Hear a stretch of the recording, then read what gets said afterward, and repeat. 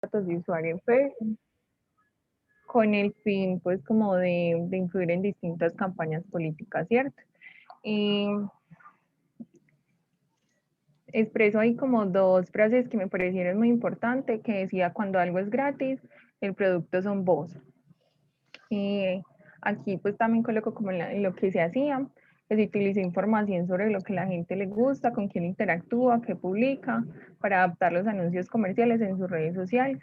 Hablé un poco sobre los principales personajes que estaban en el documental, que es el fundador de Cambridge,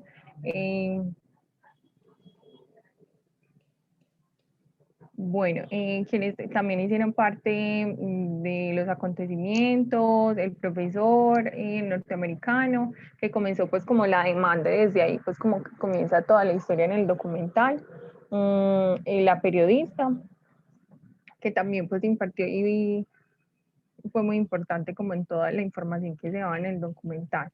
Es un documental que nos invita a reflexionar sobre el cuidado de los datos personales y lo importante que es proteger a qué le damos acceso a las aplicaciones que día a día utilizamos en Internet. Adicional, nos invita a cuestionar todo lo que encontramos en el mundo digital, ya que no todo lo que encontramos es totalmente real. Quizás es solo lo que quieren que veamos o lo que necesitamos que veamos. Los datos ahora se han convertido en el activo más valioso del mundo, más que el petróleo, y esto lo decía el compañero, que era una de las frases que salían pues como en el documental. Les voy a compartir la conclusión que escribí, que decía, a través de este documental nos damos cuenta de que las redes sociales han tenido un gran impacto en los seres humanos a nivel mundial y de manera particular con fines políticos. Cada día es inevitable vivir conectado a las redes sociales, lo que nos lleva a estar constantemente expuestos y observados. Cabe preguntar, ¿observados por quién o por quiénes? Quizás por los dueños de las plataformas a las cuales accedemos o por otro sinnúmero de entidades que no tenemos ni la menor idea, pero que nosotros mismos lo autorizamos, ya que cada vez son menos los términos y condiciones que leemos cuando ingresamos a alguna plataforma tecnológica. Esto les permite recopilar más y más información sobre nuestros gustos, quiénes somos, qué queremos, siendo positivo para muchas consultoras, multinacionales y todas aquellas entidades que buscan algún beneficio con la obtención de datos personales, con el fin de manipular la información que vemos cuando navegamos en las redes sociales y manipulamos y nos manipulamos comercialmente. Como se expresa en Nada es privado, el petróleo ya no es el valor más importante, ahora son los datos los valores más importantes. Finalmente, se puede decir que el mundo ofrece múltiples formas de ver la realidad y que realmente ya no sabemos qué es real, despertando en cada ser humano diversos intereses con el fin de orientarnos a dar alguna respuesta en beneficio de pocos, trascendiendo fronteras, transformando realidades, comunidades, saberes y formas de pensar, manipulándonos cada día más. Bueno, profe, ahí les quería pues como concluir con esta conclusión que yo escribí, que me dejó como el documental. Es un documental muy interesante y ya pues lo que han hablado como los compañeros. Hubo una imagen que sí me parecía como muy interesante, donde ellos como que seleccionaban a las personas y las ponían con colores. Y es muy charro porque yo cuando yo hago parte pues como de procesos de selección de una compañía y eso pasa. Nosotros, por ejemplo, tenemos una prueba donde realmente se seleccionan las personas y si son de tal color, quiere decir que es un rasgo, si están de otro color, quiere decir que se puede, que se va a...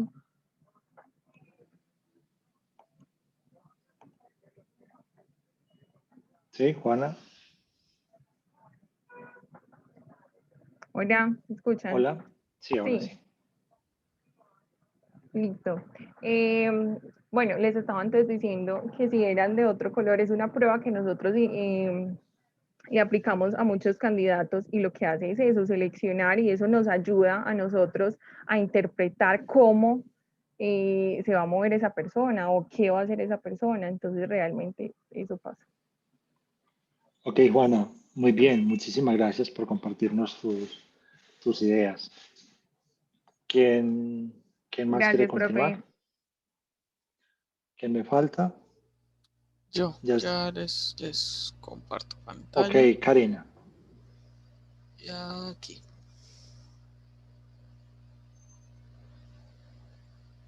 Ah, si yo amplío, ustedes ya pueden ver la ampliación. Creo Sí, que claro, no. ahí lo vemos muy bien. Ok, listo. Entonces, echamos acá. Ah, me falta.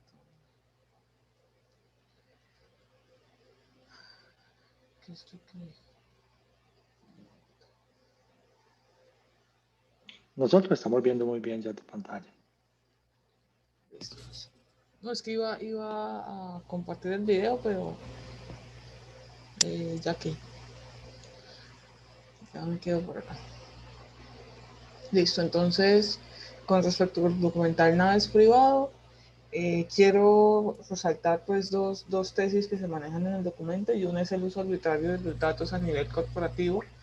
Esto pues con los antecedentes que han expuesto mis compañeros con respecto a Cambridge Analytica, que pues fue una empresa que captó datos indiscriminados de una gran cantidad de personas alrededor del mundo, no solo de quienes no leyeron los contratos y accedieron derechos para que tomaran sus datos, sino de personas ajenas a esa situación, porque pues la red de datos que ellos tomaban era como por referidos, por decirlo de alguna manera, y si yo daba acceso para mis datos, para que tomara mis datos, y ustedes hacían parte de mi red, de ustedes también se estaban tomando datos, si ustedes no hubieran dado ese consentimiento.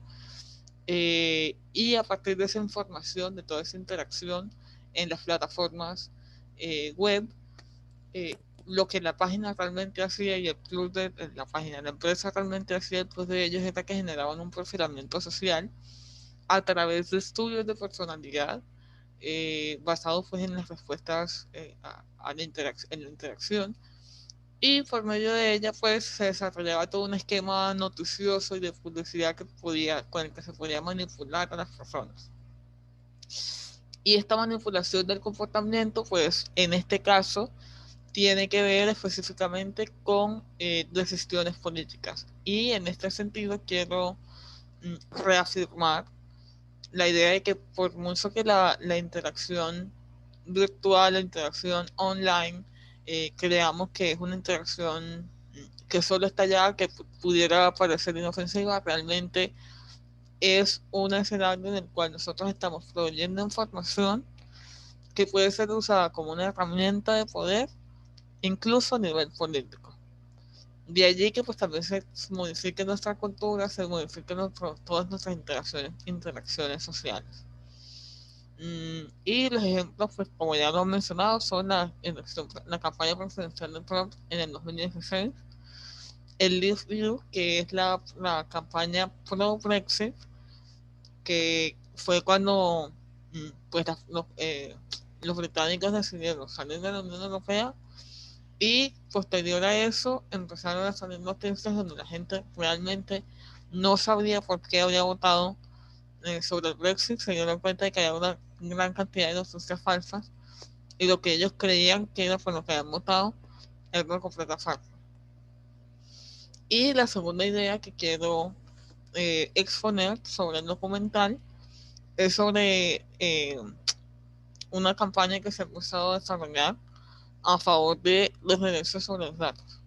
En este sentido, lo que se intenta es que la gente tenga una mayor comprensión de lo que implica la cantidad de datos que está generando a nivel online, que empiece a dimensionar el alcance de lo que se puede hacer con esos datos, y a partir de eso que tenga una agencia sobre esa información, que esos datos sean míos como ciudadano virtual, y no de la empresa que los captó, no sean de Facebook, no sean de Cambridge incluso, sino que sean míos, y que sea yo quien pueda decidir qué y cuándo se comparte y qué se puede hacer, qué tipo de análisis se puede hacer con esa información que yo estoy subiendo al ciberespacio.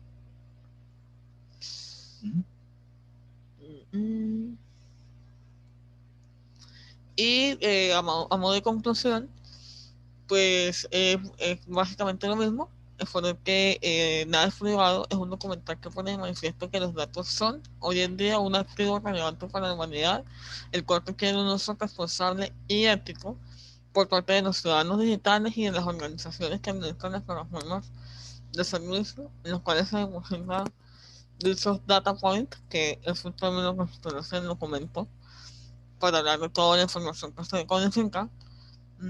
Los usuarios cada vez demandan mayor comprensión y agencia sobre su información privada, que aunque se encuentra en una dimensión virtual, tiene efectos significativos en la vida real de la humanidad.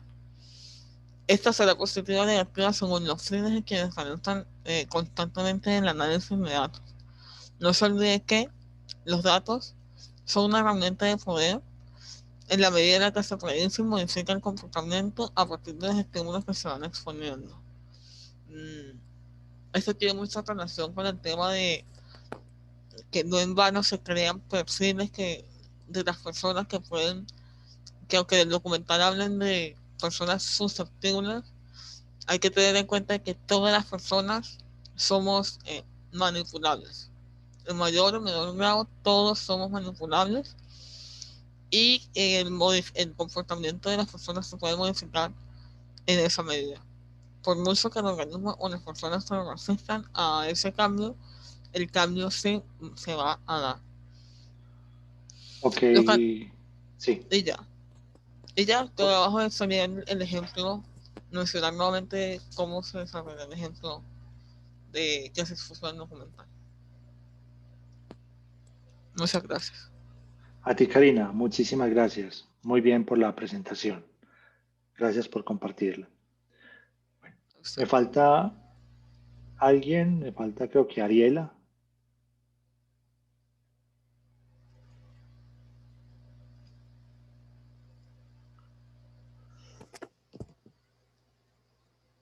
Bueno, entonces no está la compañera. Bueno, vamos entonces, o quiero plantear lo que podría ser como algunas conclusiones en torno a este viaje a través de los documentales.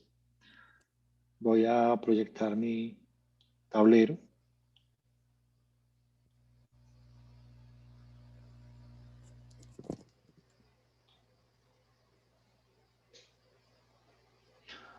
Bueno, entonces, algunas conclusiones al azar de este viaje a través de los documentales. Quiero comenzar con la primera conclusión y está relacionada con la atención.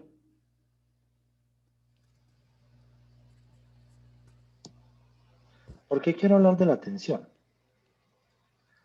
Miren, la atención funciona como si fuera un músculo.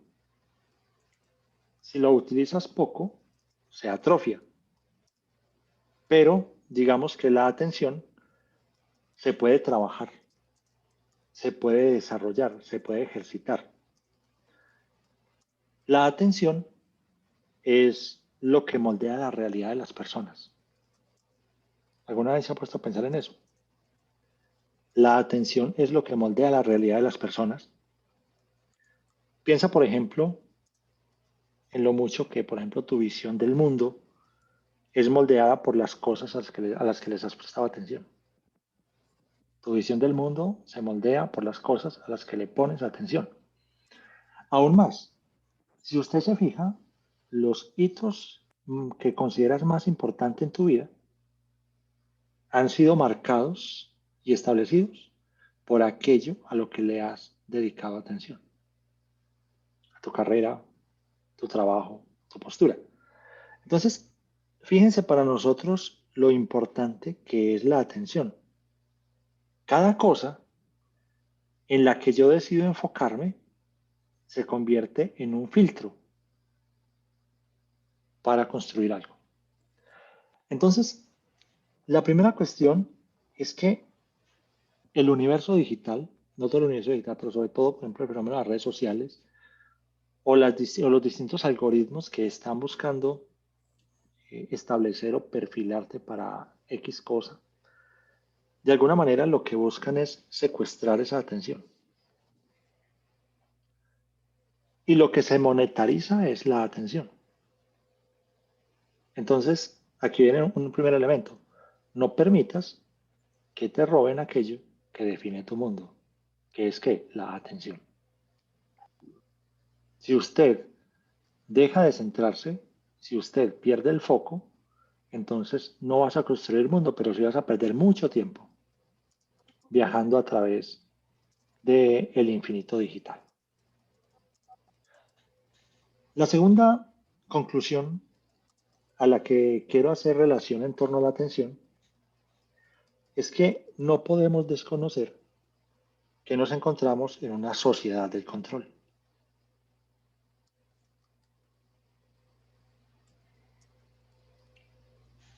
Michel Foucault hablaba de sociedades disciplinarias, es decir, a las personas se les puede dominar disciplinándoles el cuerpo, disciplinándoles la mente, y en torno a uno de los grandes representantes de las sociedades disciplinarias son, por ejemplo, las clínicas mentales, las cárceles, los colegios, ¿sí? Las iglesias, son formas de disciplinar a las personas. Pero de alguna manera la disciplina duele, pero el control no. Porque en el control a ti se están robando tu intimidad, pero no lo hacen de una forma dolorosa. O sea, pensemos, por ejemplo, en los tiempos donde las personas eran oprimidas en su libertad, entonces te colocaban grilletes, te obligaban a trabajar. Pensemos, por ejemplo, en la esclavitud. Digamos que a través de la sociedad del control se le puede robar la libertad a una persona de manera indolora. Y por eso la persona siente que es libre, pero en el fondo no lo es, porque conocemos sus datos, hemos perfilado sus gustos e incluso la hemos puesto a amarse y a mirarse a sí misma permanentemente. Y en torno a la sociedad del control, nosotros debemos entender que el universo de las redes sociales actúa construyendo lo que se conoce el filtro burbuja. Ojo con eso. ¿Qué es el filtro burbuja? Las redes sociales no trabajan en masa, trabajan individualmente. Entonces el filtro burbuja consiste en que, ustedes lo han resaltado, sino que no han dicho, por ejemplo, el nombre de eso se llama filtro burbuja, es, usted comienza a darle like a algo, usted comienza a seguir a alguien, usted comienza a darle like a distintos tipos de personas, hombres o mujeres, que te gustan, entonces inmediatamente el algoritmo te comienza a presentar solo lo que te gusta. Y te crea el filtro burbuja. En el fondo, las personas pueden pasar años y años mirándose a sí mismas y todo lo que ven les gusta y lo que comienza a estar fuera de eso, de ese filtro burbuja, usted no lo acepta. Muchas personas en el paro nacional son víctimas del filtro burbuja, de lo que sucede cuando usted se mira a sí mismo durante muchísimo tiempo en redes sociales. Entonces te construyen el filtro burbuja. Ahora, usted quiere conocer a una persona, siéntese con ella a mirar su perfil de Facebook, o su perfil de Instagram, o su perfil en Twitter, en sus redes sociales, o su perfil en una página para encontrar pareja. En el fondo, digamos que todo lo que hay allí representa algo de la misma persona. Es un filtro burbuja.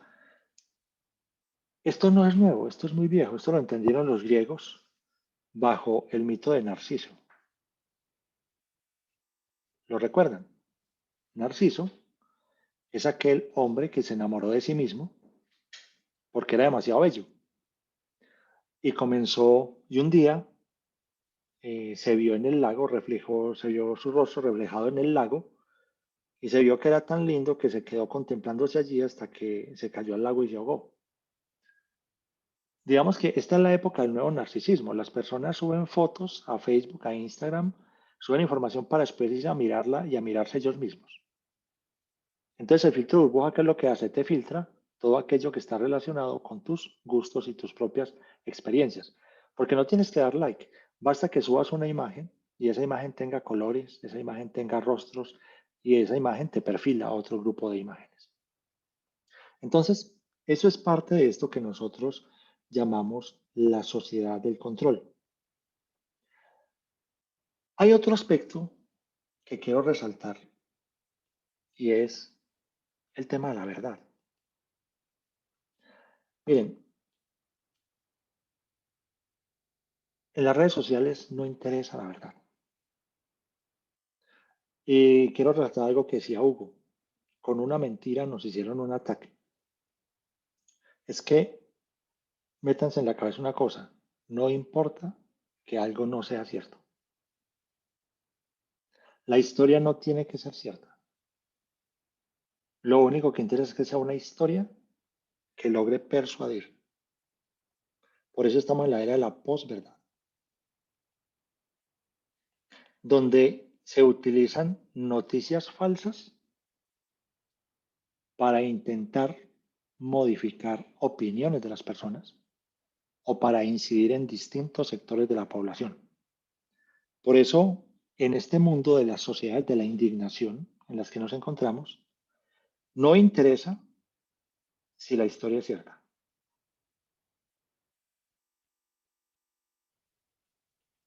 No interesa si la historia es cierta.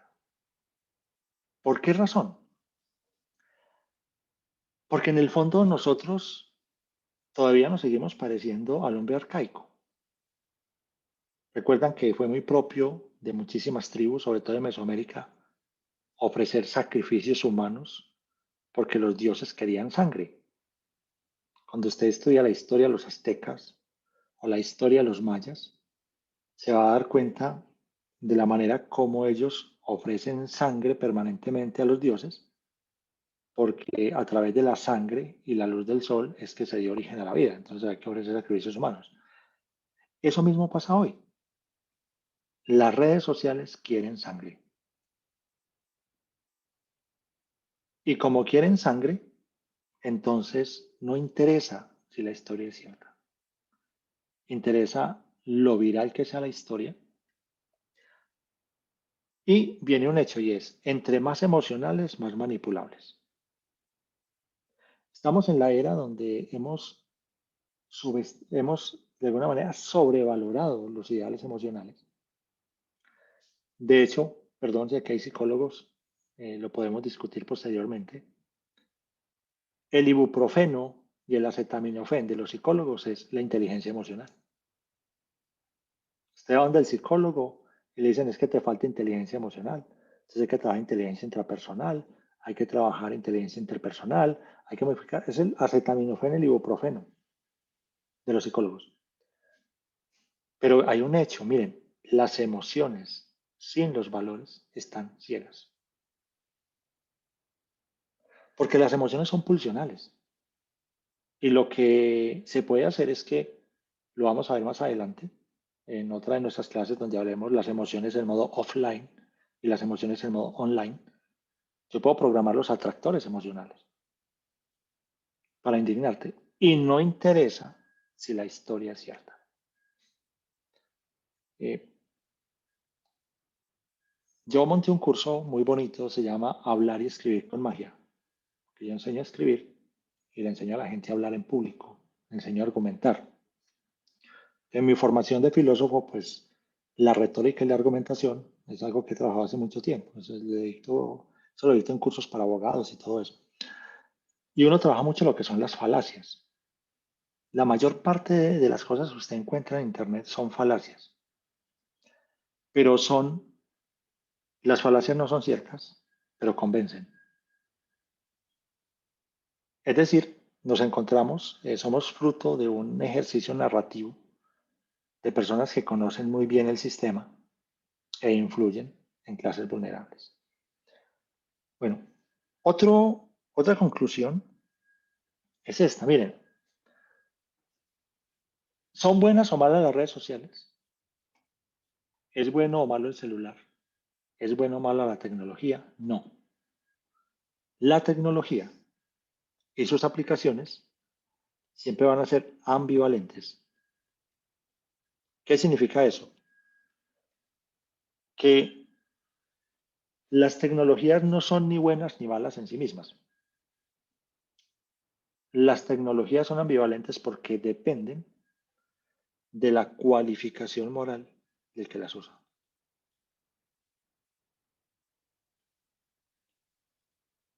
No se les olvide eso. Las tecnologías son ambivalentes.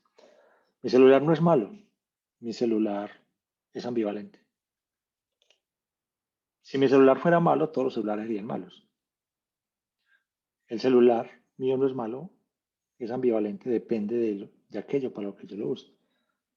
Yo lo puedo utilizar para extorsionar, pero lo utilizo también para comunicación con mi familia, lo puedo usar para comunicación específicamente con mi familia.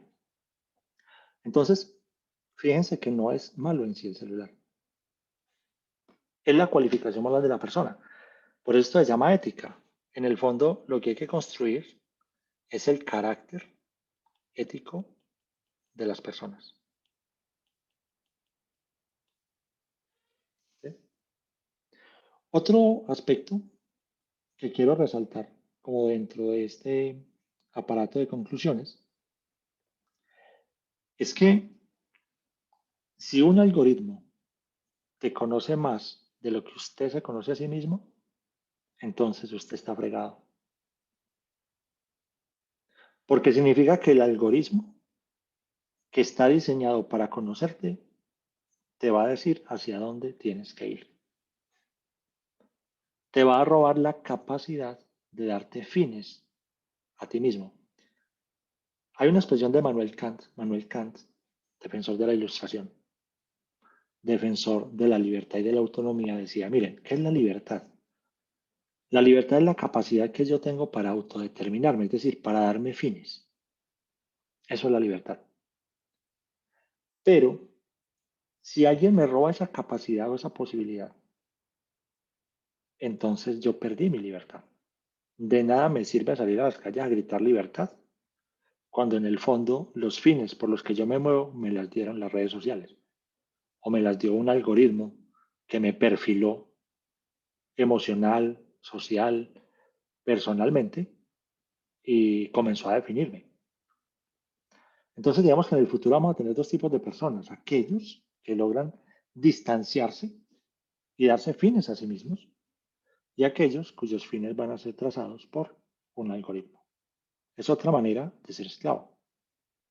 En el fondo, Kant sigue siendo vigente en medio de nosotros. Bueno, estos son como algunos elementos que quería plantearles en torno a los documentales. Y ahora quiero que me regalen su atención por 14 minutos. ¿Listo? Vamos a escuchar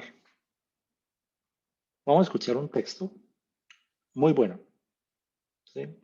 Tomen nota porque vamos a hablar del linchamiento digital.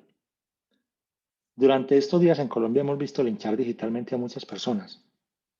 Analicemos ese fenómeno, que no es solo Colombia, es un fenómeno mundial. Y en el fondo, ¿qué podemos hacer para evitar un linchamiento? ¿O qué pasa si me linchan? Vimos cómo lincharon a un profesor en una universidad, lo lincharon digitalmente. Hemos visto cómo linchan distintas instituciones en el país. El que da papaya, lo linchan. ¿Cómo funciona eso? ¿De dónde se forma esa bola de nieve que termina convirtiéndose en una avalancha? Entonces, vamos a escuchar ese análisis.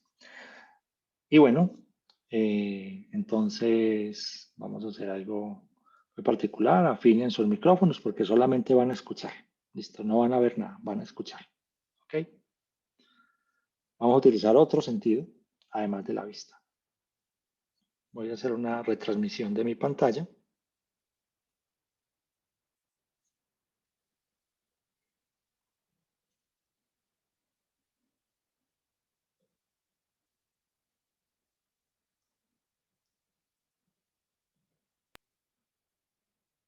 La autora presenta una obra revolucionaria, uno de los primeros estudios de... Bueno, ¿escuchan? ¿Sí escucharon? Estoy probando el audio. Listo. Sí, Muy profe, bien. sí. Entonces, bueno, es un Es un resumen de un libro que se llama Linchamientos Digitales. La autora se llama Ana María Olabuenaga. ¿Listo? Entonces vamos a escuchar un apartado del texto, ¿ok? Linchamientos digitales. La autora presenta una obra revolucionaria, uno de los primeros estudios dedicados al tema de los linchamientos digitales, un análisis crítico que invita a reflexionar sobre el impacto que pueden tener las prácticas que se dan dentro de las redes sociales en la vida de las personas en el mundo real. El mundo digital y el mundo fáctico hoy conviven y se retroalimentan como nunca antes en la historia. Es imperativo abrir puertas para la reflexión, y ese es el objetivo de este libro. Tiziana Cantone. Olabuenaga comienza el libro presentando el caso de Tiziana Cantone, una mujer italiana de quien fueron publicados varios videos sexuales por parte de su entonces pareja. Los videos se viralizaron rápidamente a través de múltiples páginas de internet e incluso llegaron a hacerse memes y canciones burlándose de ella. La vida de Tiziana se volvió un infierno, pero aún así, ella no se rindió y decidió pelear por limpiar su reputación. Tiziana inició procesos legales en contra de Facebook, YouTube y Google, apelando al derecho al olvido. Un recurso legal que permite la desindexación de información en las redes, con el que buscó que los videos fueran removidos de las plataformas digitales en las que habían sido reproducidos una y otra vez. Cantone ganó esos juicios, pero increíblemente, algunos de los videos seguían figurando en las redes, y las burlas en su contra no se detuvieron.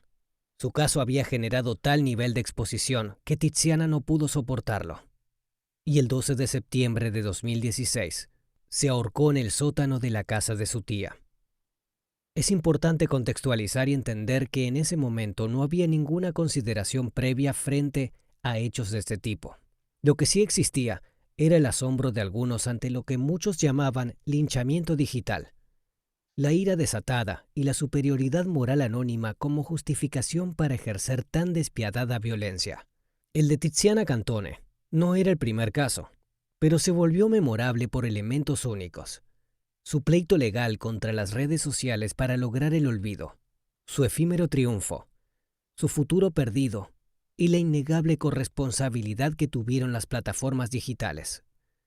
La autora opina que el caso de Tiziana dejó expuestos varios vacíos legales, desafíos tecnológicos y consecuencias psicológicas, así como innegables dimensiones sociológicas y antropológicas. La primera de estas cuestiones es la búsqueda del motivo por el cual se rompió el acuerdo al que la humanidad había llegado siglos atrás. No hacer justicia por mano propia, no linchar, o por lo menos, tener leyes para aplicar una justicia que se traduzca en castigos legitimados socialmente. La autora hace hincapié en entender que el caso de Tiziana es un linchamiento digital colectivo, implacable e impune. Aunque el linchamiento se haya producido en el mundo virtual, con sus propias reglas, tuvo consecuencias en el mundo real, el suicidio de Tiziana. El derecho al olvido. Ana María Olabuenaga hace un recorrido por algunos de los aspectos clave en el debate en relación con lo que se entiende como el derecho al olvido. En principio, debemos definir qué es y qué aspectos contempla. El derecho al olvido es entendido como aquella facultad que surge de la reunión de dos presupuestos. 1. El acceso de forma limitada en el tiempo a información digital que contenga datos personales. 2. El derecho del titular de los datos a exigir la eliminación, cancelación, desindexación o bloqueo de dicha información, al menos de los motores de búsqueda, cuando la publicidad de dichos datos ya no se encuentra justificada o cuando se han cumplido los fines para los cuales estos fueron publicados. Todo ello teniendo como límite el respeto de garantías fundamentales, tales como la libertad de expresión y de información y la libertad de prensa. Una de las críticas fundamentales que se hace al derecho al olvido radica en que se contrapone a otros, principalmente al derecho a la información y a la libre expresión. La autora cree que, sin dudas, este es el problema conceptual más importante y el que ha hecho que la configuración internacional del derecho al olvido sea tan lenta. Europa es la región del mundo en donde el concepto está más desarrollado, en tanto que en América del Sur la legislación avanza muy lentamente, ya que existe el miedo a que, al autorizar una ley con estas características, se olviden las atrocidades cometidas por perpetradores que hayan violentado los derechos humanos. Mientras tanto, en Estados Unidos se mantiene una dura oposición contra dicha ley, ya que muchos críticos señalan que atenta contra la libertad de expresión y, primordialmente, contra el fundamento histórico de la ley norteamericana, la primera enmienda de la Constitución de Estados Unidos. Muchos de estos debates parecen absurdos cuando pensamos en el caso de Tiziana Cantone y en cómo resultaron las cosas a pesar de que ella apeló al derecho al olvido e incluso ganó dichos juicios. Se hizo evidente que el mundo digital había invadido el real y fáctico, y se demostró también que las redes sociales son determinantes en la reputación de todo actor social, es decir, que dichas plataformas digitales tienen una responsabilidad ineludible. Olabuenaga opina que muchas de las conversaciones respecto al tema de Tiziana se establecieron desde la supuesta superioridad moral de los participantes, entendiendo por ello los juicios de valor que se emiten justificados, en apariencia por un fin o bien superior. Entonces la autora, reflexionando nuevamente sobre el linchamiento como una forma de hacer justicia por mano propia, se pregunta, ¿cómo es que retrocedimos al romper un pacto civilizatorio? Justicia por mano propia. El término linchamiento. Olabuenaga intenta, en principio, acercar una definición del término linchamiento, ya que existen distintas versiones sobre su origen. En lo que todos los autores coinciden es que el término proviene del apellido Lynch, pero lo que no queda claro es del apellido de quién se trataba exactamente. Existen 3 historias populares en relación con el origen de la palabra linchamiento. La autora opina que la que es más probable que sea cierta gira alrededor de la vida del coronel Charles Lynch del condado de Bedford, Virginia, en Estados Unidos. El coronel presidía cortes extralegales, cuya finalidad era luchar contra la falta de ley y las conspiraciones de los leales a Gran Bretaña.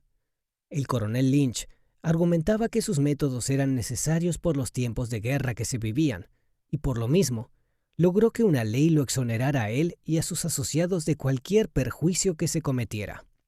Charles Lynch crearía entonces lo que se conocería como Ley Lynch.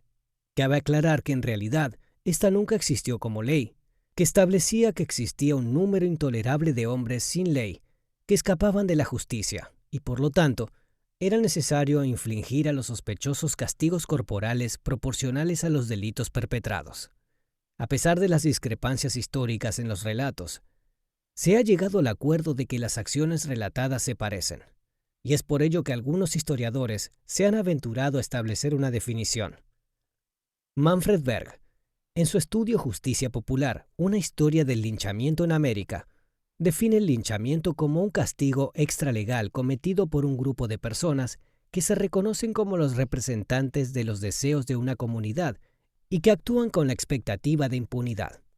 Hasta la mitad del siglo XIX, el término no necesariamente significaba la muerte de las víctimas, sino también formas no letales de castigo. Hoy en día, un linchamiento se define como una ejecución sin proceso legal alguno, en donde un grupo de personas, de manera premeditada o espontánea, pero generalmente anónima, hace justicia por propia mano y toma la vida de un sospechoso o presunto culpable de haber infringido alguna ley social o jurídica. La autora explica que los linchamientos, por lo general, están compuestos por 3 elementos. 1. El descrédito hacia gobiernos o instituciones del orden. 2. La superioridad moral de los linchadores, quienes se perciben a sí mismos como ejecutores de un bien. 3. Una comunidad convertida en muchedumbre o turba que otorga legitimidad al hecho. Es importante el orden en que se presentan los actores dentro de los linchamientos. Después de la desacreditación de las autoridades legales, sigue el poder simbólico de unos cuantos capaces de arrastrar a la muchedumbre para que todos se conviertan en linchadores. La tecnología y los medios de comunicación, primero la fotografía, luego la prensa escrita y después el cine y el video, amplificaron el poder simbólico del linchamiento. Con la democratización de Internet, en 1984, se abrieron las puertas para que la amplificación se volviera exponencial. Una de las características fundamentales del mundo digital es el exceso, donde siempre se encuentra más de lo que se busca. Por esta razón, no resultaría extraño que bajo esta lógica del exceso, los linchados nunca estén lo suficientemente linchados ni los linchadores lo suficientemente satisfechos. Teniendo en cuenta lo mencionado anteriormente, la autora se aventura a definir las características de un linchamiento en el ámbito digital. Un linchamiento digital es el proceso mediante el cual se desata una tormenta de indignación e ira en el mundo en línea a través de las redes sociales contra una persona o institución por sus dichos o hechos, sin que medie ningún tipo de proceso legal.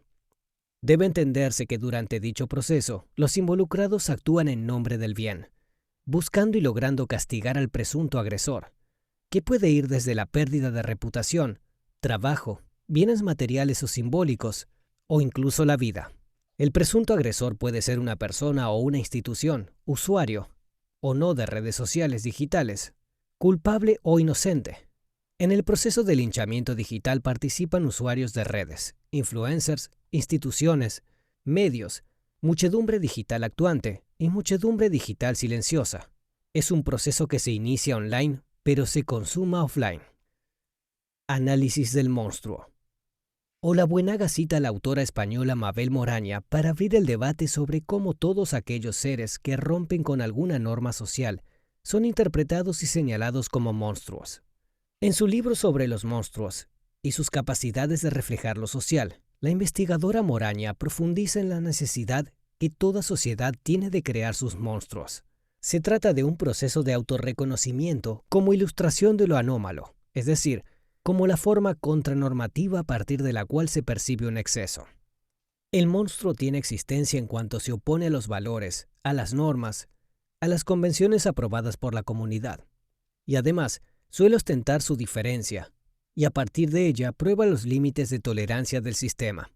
El monstruo exhibe las contradicciones del mundo en el que ocasionalmente se inserta, desafiando a partir de su existencia el régimen y la proyección de lo social. En este sentido, Olabuenaga opina que los linchados pueden ser considerados monstruos sociales, que parecen oponerse a los valores y normas sociales y llevan al límite de la tolerancia del sistema. Son todos aquellos que dicen cosas que no se corresponden con los valores y normas del sistema, lo que pone en evidencia que el sistema es cada vez más intolerante, y sean o no unos monstruos, los tratamos como tales. Se lincha al monstruo como una declaratoria en contra de lo inadmisible, lo que incomoda, lo que amenaza. Es una especie de sentencia de exclusión, como una forma de trazar una frontera que separa a los unos, los normales y correctos, de los otros, los monstruos. Cuando las personas establecen esta separación, se obtiene una prueba irrefutable de que uno no es el monstruo, sino que el monstruo es el otro. Olabuenaga profundiza en esta separación y reflexiona entonces en el hecho de que si así están planteadas las cosas, hacer algo monstruoso puede terminar convirtiéndonos a todos en un monstruo. Y entonces, si eso sucediera, se cuestiona si no sería acaso posible que quien actúa condenando al monstruo se convierta en uno también. La respuesta a dicha pregunta no es sencilla. Esto podría enfrentarnos a un fracaso colectivo como sociedad, ya que se concluiría que no hay salida para una paradoja básica. La venganza es una condición de la justicia, y privar al otro de la libertad o de la vida no es resarcir el daño, es vengarse del otro. Dentro de esta argumentación, las leyes escritas aportan una posible salida, ya que el proceso legal es una mediación que libra a la sociedad de esa posibilidad de fracaso, proveyendo los medios legítimos para mantener un orden en la sociedad. Teniendo presente que en el linchamiento no hay medición alguna, no hay proceso legal, sino que se trata de una justicia por propia mano, solo quedan disponibles los papeles de castigado y castigadores para los actores que participan en él. Notas finales. Actualmente existen muy pocos títulos dedicados al análisis del fenómeno del linchamiento en el ámbito digital, por lo que esta obra representa un puntapié para comenzar a reflexionar no solo sobre estos sucesos, sino también sobre el impacto y la responsabilidad de las redes sociales en su desarrollo.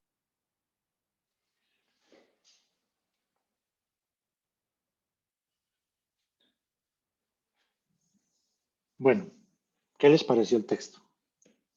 ¿Los puso a reflexionar o no? Profe, sí, claro, es lo que uno pues eso no solamente pues es en las redes, sino que es como el dicho de que ¿para dónde va Vicente? ¿Cómo es?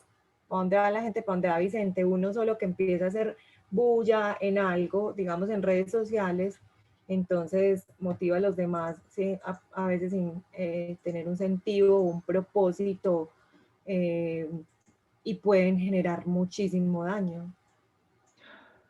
Y yo creo Hay que como, casos así como sí. el de esta persona se han escuchado muchos. Y no solo el de esa persona, el de cualquier institución, cada sociedad, digamos que cada grupo construye un monstruo, llama monstruo al otro, le construye una historia y a partir de esa historia intenta lincharlo. Ahora, recuerden que las redes sociales se contrarrestan con redes sociales. Un video descontextualizado, una foto sin contexto puede generar indignación nacional o internacional. Si usted intenta con argumentos explicar eso, nadie te va a parar bolas. La única forma de contrarrestar las redes sociales es con el mismo argumento. Entonces, digamos que son fenómenos muy particulares, sobre todo porque las personas siempre van a decir que tienen la superioridad moral frente al otro. ¿Sí? Incluso, bueno, no vamos a poner ejemplos, pero me ha pasado muchas veces. Eh, Siempre el otro parte que tiene la superioridad moral frente a uno o frente a otro, entonces se atreve a juzgarte y si te descuidas te lincha, ¿sí? Te desacredita, haciendo gala de su superioridad moral e incluso consigue una comunidad que apruebe el linchamiento. El linchamiento es tomar la justicia por la propia mano. O sea, nosotros hace años renunciamos a eso, desde el siglo XVI, cuando nacen los contratos sociales. Digamos que de alguna manera decidimos no hacer justicia por nuestra propia mano, sino dejarle a una institución que haga justicia, independiente de que nosotros quedemos o no contentos con el tipo de justicia, pero eso nos libra de una cosa, de romper ese pacto social y que nosotros terminemos siendo tan monstruosos como el monstruo que queremos erradicar. Hay un librito muy bonito, muy interesante, si alguna vez se lo encuentran, se lo recomiendo.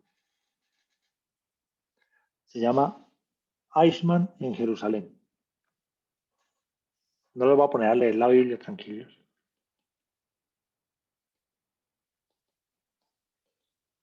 Adolf Eichmann era el jefe de logística de Adolfo Hitler. Es decir, que Eichmann era el encargado de transportar prisioneros de cualquier lugar de Europa a los campos de concentración. Y de esta manera, Adolf Eichmann fue cómplice de un genocidio de millones de personas. Eichmann fue capturado vivo, ¿sí? De hecho, y lo juzgaron en la ciudad de Jerusalén. La conclusión es muy simple. Le preguntaron a Adolf Eichmann, ¿usted está arrepentido de lo que hizo? No, la verdad, yo no me arrepiento de nada de lo que hice. Si usted se fija el proceso, las vías férreas que dejamos para el transporte de prisioneros, eso era una berraquera. Nadie era tan eficiente como yo en lo que estábamos haciendo. ¿Sí? No solamente llevamos gente de un lugar a otro, aprovechábamos incluso el cabello, aprovechábamos el aceite de los cuerpos para hacer productos y forraje para los animales. A mí me parece que lo que yo hice estaba muy bien, yo lo hice pensando todo. Entonces, cuando el tipo decía eso, pues los jueces querían matarlo, ¿sí? Y efectivamente lo condenaron a muerte. Entonces, digamos que el texto es de Hannah Arendt, una de las filósofas mujeres más importantes del siglo XX, creo que de toda la historia. Entonces, Hannah Arendt, pues, detrás de ese texto habla de lo que llama la banalidad del mal. Y primero hace un análisis de la vida de Eichmann. Resulta que Eichmann era buen amigo, era buen compañero, era buen padre de familia, era esposo ejemplar, era buen vecino donde vivía en Alemania, era un hombre común. Y lo que ella muestra es que no hay mal tan grande que pueda hacer una persona que no lo pueda hacer también yo. El mal ataca es al hombre común, el mal no ataca a gente extraordinaria. O sea, a cualquier persona, ¿cierto? Cualquier persona del común, como Adolf Eichmann, que pasaba desapercibido en su ambiente donde vivía, era el protagonista de un genocidio. Y el otro elemento de la banalidad del mal es que yo no puedo llamar justicia a la acción que más detesto en el opresor o en el victimario. ¿Sí? Me explico. Si yo quiero matar a alguien porque mató a alguien que yo amo y yo lo mato, ya somos dos personas malas. ¿Por qué? Porque yo no puedo llamar justicia la acción que más detesto del victimario, matar. Por eso el que debe juzgar ese personaje tiene que ser otra institución. Que le diga, si usted mató, entonces vamos a dar tantos años de cárcel. Así yo lo quiera matar, yo no lo debo hacer. Y lo que hicieron los jueces fue que al condenar a Eichmann a muerte, en el fondo cayeron en el mismo mal que condenaban. ¿Cuál? ¿Por qué lo estaban condenando? Porque asesinó. Entonces lo condenamos a muerte. Entonces lo estamos castigando con aquello que más detestamos del agresor, que es matar. Entonces dice Hannah Arendt que esa es la banalidad del mal. Que las sociedades no pueden caer en ese decir, no, hay que privarlos de la libertad. No, eso sí, no mandarlos para La Habana a que pasen bueno y de cuenta de los impuestos de los colombianos, pero que es que estén privados de la libertad, pero evitar ante todo utilizar lo que yo más detesto del agresor. Si no, no existe en mí una actitud moral que pueda ser considerada no superior, sino loable, o sea, no me diferencio en nada de aquel que estoy juzgando. Lo digo porque banalidad del mal es lo único que uno ve en las publicaciones de las redes sociales y en los noticieros por estos días. ¿Sí? Entonces, bueno, esos son elementos para que tengan presente dentro de este viaje a través de los problemas éticos del mundo digital. Nos vemos entonces el día de mañana. Les deseo muchos éxitos. Mañana entonces continuaremos hablando de más mundo digital, más antropología, más elementos filosóficos en torno a esta discusión del universo de las redes. Les deseo una feliz noche. Profe, Gracias, feliz noche feliz para noche. todos. Profe, gracias, feliz A noche. ustedes que estén muy bien, feliz noche. Profe, muchas gracias. Dios lo bendiga. Feliz A noche. usted también, feliz noche, que estén muy bien, hasta luego. Hasta mañana. Hasta mañana, Karina. Gracias, profe, muy amable. A ti, Ariela, que estén muy bien. Profe, le agradezco mucho, me deja con un montón de sinsabores referente a lo que estaba hablando, en vista de que si la ley, por ejemplo, la ley americana, castiga con la muerte, ¿cómo podríamos verlos si ellos son quienes tienen las herramientas para juzgar? Y otro tipo de leyes, ¿sí?, impuestas por otros tipos de estados. Entonces, ¿cómo podríamos verlos? Puede que no sea el colectivo que juzgue, pero igual, si es uno el que impone la ley de la muerte, ¿cuál es la diferencia entre colectivo y uno? Sí, digamos que eso es una discusión. A nivel del derecho, la discusión sobre la pena de muerte es una discusión de vieja data. Incluso, digamos que las tradiciones morales incluso avalan la muerte del agresor injusto. En caso de defensa personal, tradiciones morales, ¿cierto? A nivel del derecho es un asunto más complejo. Pero digamos que hay unas discusiones muy amplias en torno si uno, por ejemplo, en Colombia que piden pena de muerte para X personas. En el fondo, pues eso no habla bien de una comunidad que se considere superior moralmente al agresor. Lo que hay que modificar es nuestro sistema de castigos, que sí sean realmente castigos dentro del derecho internacional humanitario, o sea, que sean realmente castigos que, mejor dicho, hay que reconstruir cárceles ahora a la gente, porque sí hay delitos que merecen la privación total de la libertad. Entonces, digamos que ahí es donde viene esa discusión. Si yo puedo utilizar lo que más detesto en el agresor para castigarlo. En este caso mató, entonces lo mato. Eso es lo que se llamaba la ley del talión, ¿la recuerdas? Ojo por ojo, diente por diente. Pero igual me deja con un mundo de sinsabores, porque como le decía, o sea, si quien juzga tiene la autoridad de hacerlo, Sí. moralmente, pues moralmente una sociedad que entiende la sensibilidad de un acto también, o sea, no digo que sea correcto, pero digo que dentro de su emocionalidad también ve el castigo de la muerte como, bueno, ve justa el castigo de la muerte ante una serie de situaciones específicas.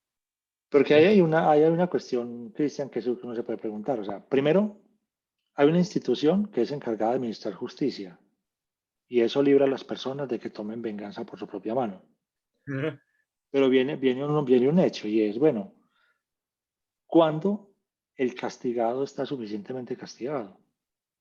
¿Y cuándo el acusador está suficientemente satisfecho? Satisfecho, sí, correcto. ¿Sí? Digamos que ese es un barril sin fondo. Hay personas que van a decir, no, es que yo no quería que lo encarcelaran, yo quería era que lo mataran. O yo quería era que le dieran 60 años o la pena máxima y le dieron 20.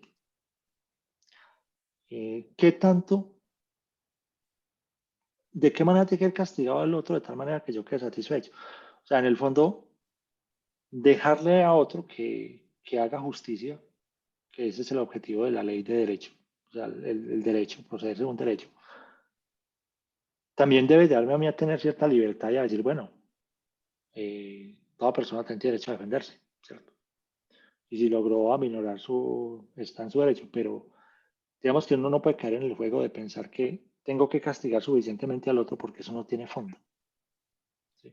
Es verdad, pero por ejemplo, yo diría, es proporcional el castigo y o sea, la pena de muerte a una persona que, aunque yo sé que no está bien, trafique drogas, a una persona que ha tenido sin número de violaciones, delitos de muerte, etcétera, donde, no sé, personalmente uno dice, es proporcional su castigo uno de otro, entonces, como le digo, me deja el sinsabor de una justicia que, que uno no puede decir si toma las acciones adecuadas para castigar o si realmente está ejecutando como debe una acción de castigo. Sí, son preguntas, digamos, que habría que debatir en temas ya más desde una jurisprudencia, ¿cierto? Sí, señor. De cómo entender la pena capital. Digamos que lo que dice Ana Aren es que, en el fondo me gusta mucho la interpretación de Ana Aren. Ella dice, pues, uno nunca puede tomar la justicia por la propia mano. Tampoco puedo tomar, en el caso, por ejemplo, de un juez, en el caso de un fiscal, tomar el asunto como de carácter personal. Sí. El Sí, problema es tiene de que que ser estamos hablando. imparcial. ¿Cierto? Tiene que ser imparcial, independiente de que yo deteste al personaje que esté allí. ¿Cierto? No sé si ustedes recuerdan alguna vez, ustedes saben cómo se llama el presidente de Filipinas, Duterte. Mm, Duterte le ordenó a la gente, y si cogen un ladrón, mátenlo de una vez. ¿Cierto? Y así han matado a un montón de gente. Y Barack Obama era entonces también presidente en Estados Unidos, en un viaje al Asia, le dijo a Duterte que ese tipo de justicia, eso no se podía llamar justicia, o sea, que independiente de que los criminales sean personas detestables, no podemos proceder de esa forma. Hay que hacerle un juicio y que se juzguen con base en derecho, no en ese tipo de justicia, pues como tan eh, deliberada. Sí. tan deliberada, ¿cierto? Entonces, bueno, digamos que esas discusiones permanecen, ¿cierto? Las cosas no están saldadas. Piensa, por ejemplo, en Estados Unidos hay varios estados donde la pena capital es aprobada. Y aquí en Colombia mucha gente se levanta todos los días a pedir pena de muerte para todo el mundo. ¿Sí? Porque, Imagínense, vendría pasándose de un colectivo que puede, lo que moralmente cambiar una constitución y decir lo que el colectivo piensa es si un violador